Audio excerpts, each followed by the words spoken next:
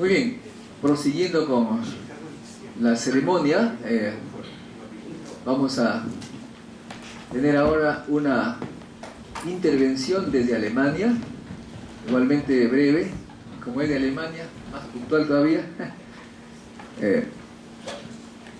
Michael Schlüter, muchos le dicen Michael, pero él se enoja pues, porque él no es inglés, alemán, su mamita no le decía Michael sino Michael.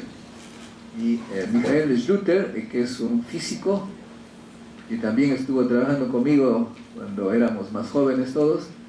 Él estudió en la uni, luego en Alemania, ahora está en Múnich. Estamos ya en contacto con él. Michael, ¿nos escuchas? Sí, los escucho muy bien. Muy bien, entonces aquí la Academia Nuclear del Perú, al cual vas a ser incorporado, te está escuchando perfectamente. Nosotros te escuchamos perfectamente. Guten Abend, Michael. Ya, muchas gracias por la invitación y por la presencia de todos ustedes. Gracias a justamente la tecnología que les quiero presentar, es posible que yo, estando desde prácticamente el otro lado del planeta, les pueda presentar un tema que va a ser interesante, que lo quiero introducir en el Perú, que es una novedad, en realidad, que no se aplica todavía en el Perú. Justamente se trata de estudios de los efectos de radiaciones cósmicas en la electrónica espacial. Como ustedes sabrán, los satélites prácticamente se les puede considerar como pequeñas computadoras que tienen muchas funciones, ¿no? Entre otras, por ejemplo, de transmitir señales, ¿no? Reflectar, por ejemplo, una señal, repetirla y mandarla a otro lado, o lo utilizan también para observación o para medición de diferentes, digámoslo así, cosas, por ejemplo, en el rango visible, en el rango, por ejemplo, infrarrojo, si se utilizan cámaras, o también simplemente sonar, si se quiere ver, por ejemplo, digámoslo así, el perfil terrestre, ¿no? Ahora toda esa tecnología, que es, como les decía, un sistema electrónico, una computadora, está sometido a todo lo que se le llama el espacio, prácticamente el clima espacial, ¿no? Medio ambiente espacial. Medio ambiente espacial, o sea, mientras más fuera estemos de la Tierra, tenemos, digámoslo así, un gran problema para la electrónica.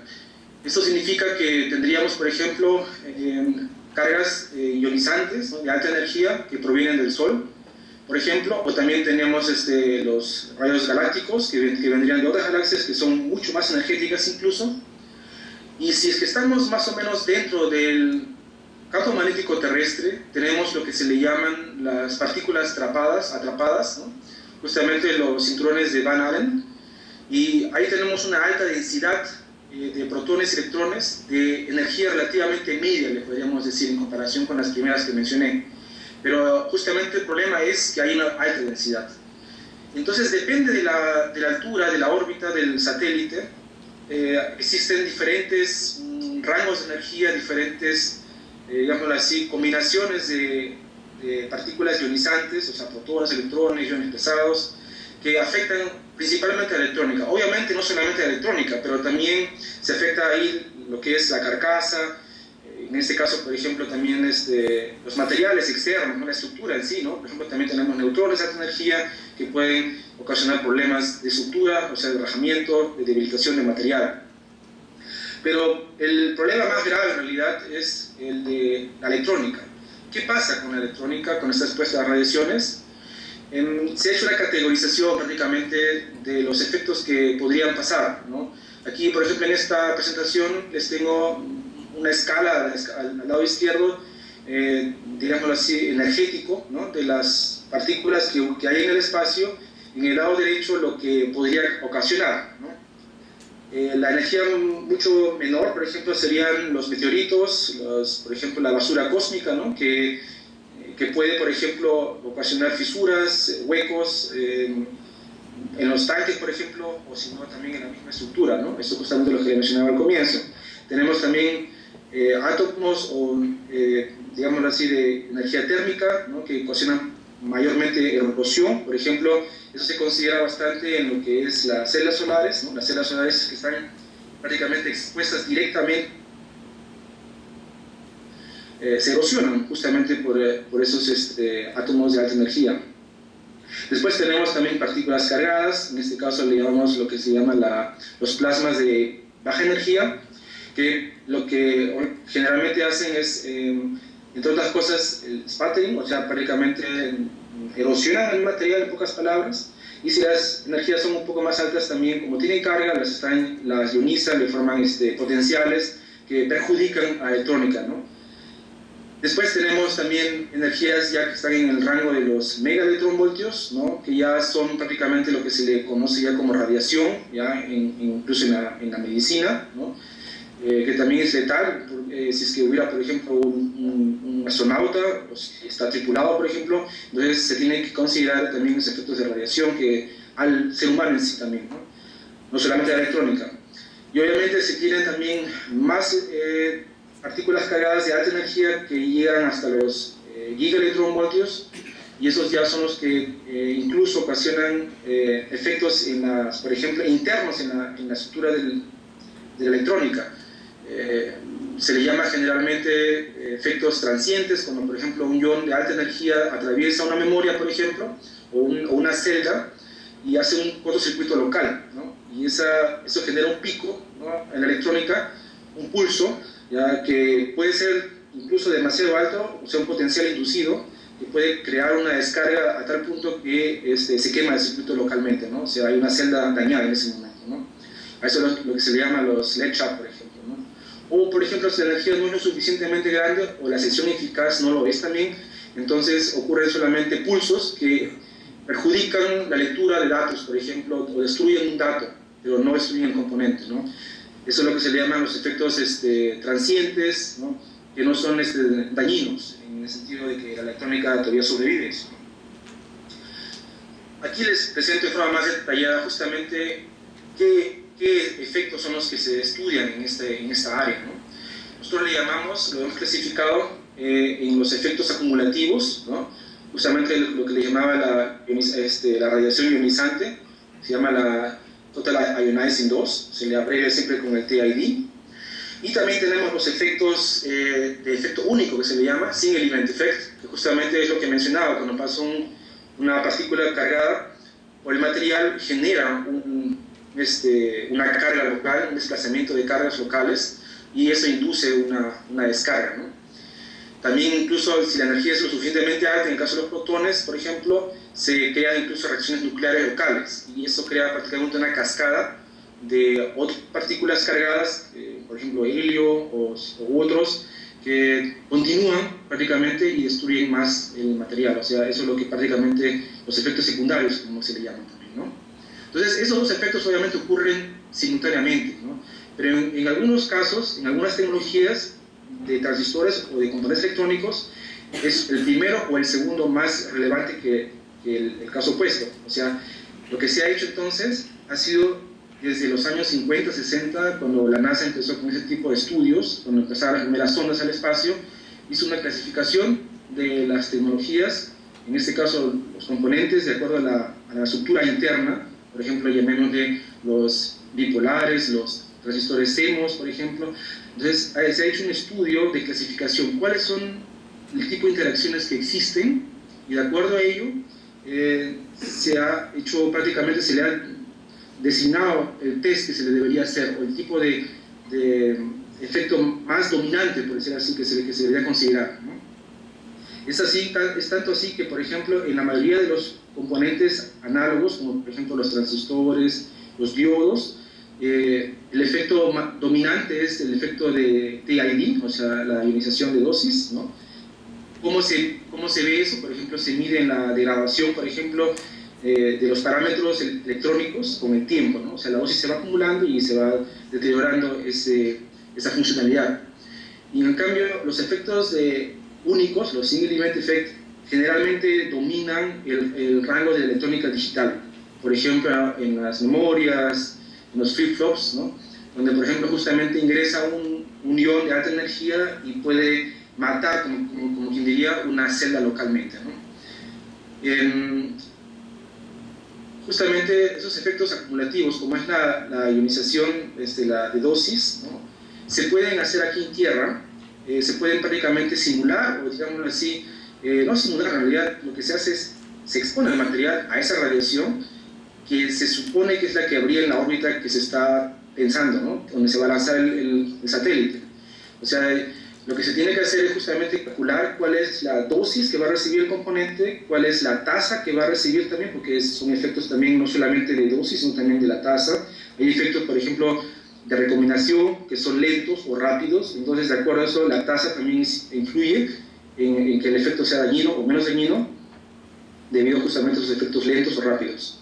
Y eso se puede simular o hacer en tierra. En caso particular de la TID, por ejemplo, se puede utilizar rayos gamma de una fuente de cobalto 60, ¿no?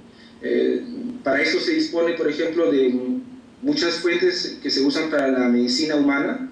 En este caso les pongo un esquema de un laboratorio en el cual, por ejemplo, se pone en el lado donde dice DUT, Device Under Test, por ejemplo, nuestro componente electrónico que se va a irradiar, y aquí tenemos nuestra fuente de cobalto 60, y tenemos prácticamente, podemos jugar con la distancia, de acuerdo a ello también variar la dosis y la tasa, ¿no? Ahora, ese es el aspecto de irradiación. Ahora, ¿cómo se mide ese efecto? Ese efecto, por ejemplo, digámoslo así, voy a regresar. En primer lugar, tenemos que considerar justamente una fuente que cumpla con esas, como les mencionaba, con esas tasas, con esas energías, con un área que tiene que ser lo suficientemente homogénea para poder irradiar, por ejemplo, una placa, ¿no?, que se está estudiando, una placa, por ejemplo, un motherboard, por ejemplo, del satélite, ¿no? Entonces se trabaja generalmente en áreas de 50 por 50 centímetros, que es lo típico, ¿no?, que tiene que ser lo suficientemente homogéneo. Ahora, como les quería decir ahora justamente, ¿cómo es que se mide eso? Eso se mide, no en el caso particular de un transistor, ¿no?, que es en este caso uno 3700, que es uno clásico que siempre se utiliza para amplificar, por ejemplo, señales. Simplemente se le mide los parámetros electrónicos después de haber sido rodeado bajo ciertas dosis. Por ejemplo, digámoslo así, si se va a lanzar el espacio y va a llegar después de 10 años a una dosis de 100 kiloradios, por ejemplo, lo que se quiere ver es cómo se gradúa hasta que llegue a los 100 kiloradios. Entonces se le hacen mediciones cada 5 o cada 10 kiloradios y se va viendo cómo va variando, por ejemplo, en el caso particular del transistor, su factor de amplificación, ¿no? El factor de amplificación simplemente es un cociente, ¿no?, de la corriente prácticamente que va a ser amplificada, ¿no?, dividida por la corriente que se le está dando, ¿no? Entonces justamente el efecto de radiación lo que genera es hace que la corriente que se está amplificando vaya disminuyendo, porque ahí internamente se va formando una corriente de fuga, justamente debido a que se van formando cargas parásitas debido a la radiación ionizante. Entonces esa corriente de fuga disminuye entonces el cociente y hace que la amplificación sea menor. Todo eso se puede medir justamente con instrumentos electrónicos, ¿no?, en un laboratorio de electrónica, y justamente es una manera de cuantificar ese efecto, ¿no? Es el caso particular del transistor que estoy presentando aquí, ¿no? Ahora, en el caso, por ejemplo, de una memoria o un componente mucho más elaborado que es digital, ¿no?, se tiene que estudiar el efecto prácticamente por celdas. Y se tiene, por ejemplo, una memoria que tiene, digámoslo así, 2 megabytes, ¿no? Entonces, digámoslo así, 2 millones de celdas, en pocas palabras, ¿ya? Y se tiene que hacer un estudio estadístico. Por ejemplo, se conoce el flujo de, digámoslo así, protones, ¿no? Entonces se puede hacer, y se conoce la sección eficaz, por ejemplo, del material. Entonces se puede ver estadísticamente cuál es la probabilidad de que un ion impacte en una celda, ¿no?, y la destruya, por ejemplo, ¿no? Esos estudios también se hacen aquí y se miden incluso, ¿no? Se irradia justamente, se expone la memoria, por decir así, a un haz de protones de alta energía, y con eso se puede corroborar esa teoría que se hizo en forma de cálculo, ¿no? Y para ello se utiliza iones, ¿no?, que pueden ser también iones pesados, dependiendo de la sección eficaz y también de la órbita, ¿no? Justamente la órbita es la que define qué tipo de iones son los que van a haber, y de acuerdo a eso se hace el test. El rango de energías, obviamente, que es un rango relativamente alto, que estamos hablando de energías entre 20 a 80 megaelectronvoltios. Estamos hablando de prácticamente de iones pesados, ya que aquí se requiere un acelerador de partículas que lamentablemente es caro, ¿no? Y solamente hay pocos equipos en el mundo que pueden llegar a esos rangos, ¿no? Incluso en Europa mismo solamente son contados, son máximo 5 o 6 que realmente pueden llegar a esas energías. Sí. Sí, ya estoy por terminar. Todo ese trabajo, obviamente, que es un trabajo de alta tecnología, porque ustedes imaginarán que un satélite, una vez que se lanza al espacio, tiene que cumplir su misión típicamente entre 10 a 15 años, y no se le puede reparar. O sea, el test que se hace es tan minucioso que tiene que prácticamente dar toda esa información previa para corroborar ese tipo de funcionamiento y de vida por ese tiempo, ¿no? Por eso se requiere una gran documentación, una certificación de todos los procesos, los documentos que son estandarizados para garantizar ese tipo de trabajo, ¿no? Todo ese tipo de actividades yo las quisiera introducir en el Perú, especialmente el caso, por ejemplo, de los efectos de TID, que son factibles en el Perú, ya que una fuente de 460 se dispone en el Perú sin mucho problema. En el caso de los efectos de evento único, hay ciertos rangos de energía que se podrían utilizar, de repente no los más altos, los de menor energía probablemente, para ciertos componentes que sean sensibles justamente en ese rango bajo. Entonces, justamente es lo que yo estoy tratando de presentar al Perú, que esa tecnología que parece utópica en el Perú es posible, ¿no? Simplemente es cuestión de, digámoslo así, aplicar los modelos y conceptos que ya existen aquí, por ejemplo en Europa o en Estados Unidos, y de acuerdo a eso simplemente trabajar. Si tienen alguna inquietud o pregunta, por favor lo podrían hacer. Muchas gracias a vosotros. Muchas gracias, Mijael. ¿Qué hora es allá, Mijael? Acá ya van a ser las 2 de la mañana. Ah, bueno. ¿Alguna pregunta? Un par de preguntas breves, por favor, para seguir con el programa.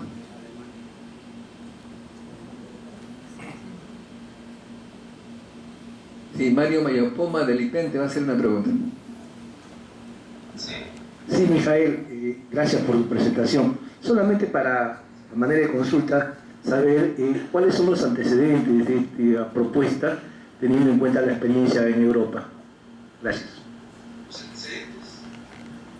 Mira, simplemente lo que se quiere es implementar esa tecnología, ya que, por ejemplo, en el Perú mismo ya hay casos de que se está implementando un satélite. Un caso particular tenemos en la UNI, el primer nanosatélite que se está construyendo.